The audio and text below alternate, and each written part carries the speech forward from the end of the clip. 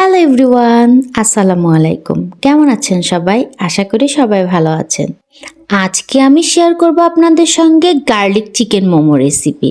চলুন দেখে নেওয়া যাক এই গার্লিক চিকেন মোমো রেসিপির জন্য কি কি করতে হবে। সো ফার্স্টে আমি একটা কড়াইয়ের মধ্যে তেল নিয়ে গার্লিক অয়েল বানিয়ে নিব, যার কারণে আমি রসুন এভাবে একটু সুন্দর করে ভেজে নিয়েছি ব্রাউন করে। এখন আমি ওই গার্লিক অয়েলটা দিয়ে চিলি অয়েল বানাই নেব, যার জন্য আমি এখানে চিলি ফ্লেক্স নিয়েছি, সাদা তিল নিয়েছি এবং লাল মরিচের গুঁড়া নিয়েছি এবং এই গার্লিক অয়েলটা দিয়ে দিয়েছি। দিয়ে আমি একটু ভালোভাবে মিশিয়ে রেখে দিব পাশে। দেন আমি এখানে মোমোগুলো বানানোর জন্য পুর তৈরি করে নেব, যার জন্য আমি এখানে নিয়েছি চিকেন কিমা আর তার মধ্যে দিয়ে দিলাম রসুন কুচি আর কাঁচামরিচ। দেন আমি অ্যাড করে নিয়েছি কুচি করা গাজর, তারপরে পেঁয়াজের কলি কুচি করে নিয়েছি, আরও দিয়ে নিলাম আদা কুচি, আর এখানে আমি কালো গোলমরিচের গুঁড়া ব্যবহার করেছি আর সামান্য লবণ দিয়ে এখন আমি ভালোভাবে এটা মিক্সড করে নেব। দেন আমি এটা ভালোভাবে মিক্সড করে নিয়ে এর মধ্যে আমি অ্যাড করব সয়া সস।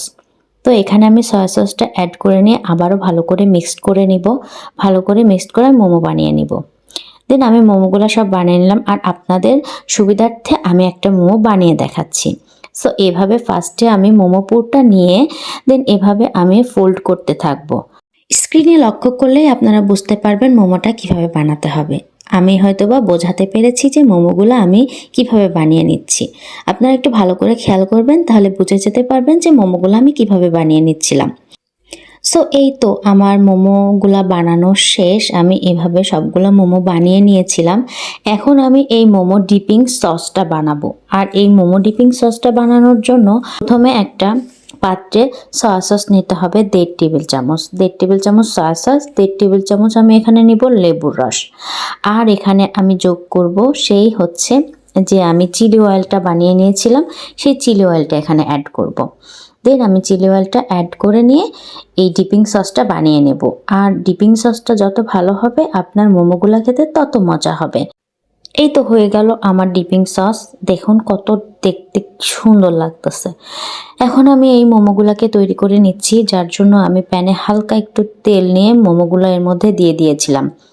দেন মোমোগুলো একটু লাল হয়ে গেলে এর মধ্যে আমি অ্যাড করে দিব হাফ কাপ পানি।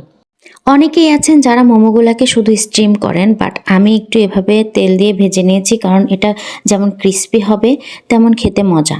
দেখুন মোমোগুলো একদম পারফেক্টলি রেডি হয়ে গিয়েছে। সো এখন আমি এই মোমোগুলাকে সার্ভিং ডিশে সার্ভ করে নেব। এখন আমি ডিপিং সসগুলো এর উপরে দিয়ে নিচ্ছিলাম, দিয়ে আমি এখন এগুলাকে সুন্দর করে ডেকোরেশন করে খেয়ে ফেলবো। আপনারা অবশ্যই বাসায় ট্রাই করবেন, আর ভিডিওটি ভালো লাগলে অবশ্যই লাইক, কমেন্ট অ্যান্ড শেয়ার করবেন। Thank you. আল্লাহ হাফেজ। আর হ্যাঁ, ফলো করতে ভুলবেন না কিন্তু। বাই।